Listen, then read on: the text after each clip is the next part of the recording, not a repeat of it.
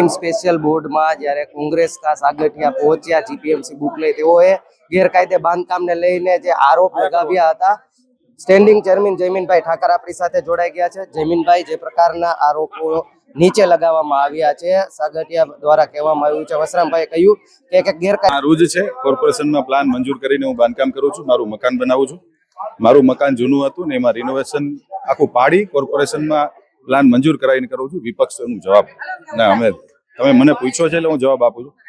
બાકી એને કઈ જવાબ દેવાના ન હોય એટલા માટે ન દેવાના હોય કે કોઈ વ્યક્તિ મકાન ન બનાવી શકે લીગલી, દસ્તાવેજવાળી જગ્યા હોય. મારી પોતાની જગ્યાએ મારા વાઇફના નામનું મકાન છે, મેં મકાન બનાવી છે, માર્જિન છોડીને બનાવું છું.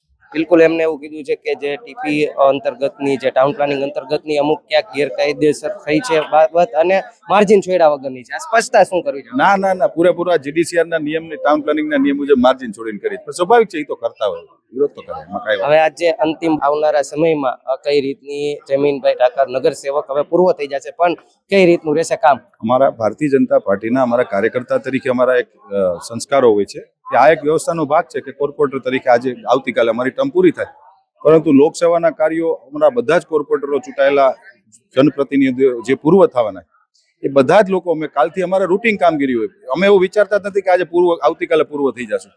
અમારે કરવાની કામગીરી અમે ચાલુ જ રાખશું. જી બિલકુલ, આરએમસીના અંતિમ જનરલ બોર્ડમાં જે પ્રકારે ગેરકાયદે બાંધકામને લઈને વિરોધ વંટોળ થયા હતા, ત્યારે સ્ટેન્ડિંગ ચેરમેને જણાવ્યું છે કે તેઓનું જ બાંધકામ છે, તેઓના ધર્મપત્નીના નામે જ છે બાંધકામને, સંપૂર્ણપણે કાયદેસરની તમામ જે જોગવાઈ હોય તેને અનુસંધાને જ આ બાંધકામ થઈ રહ્યું છે. પ્રતિપાલ સિજાલા, પુંછાબ ડિજિટલ, રાજકોટ.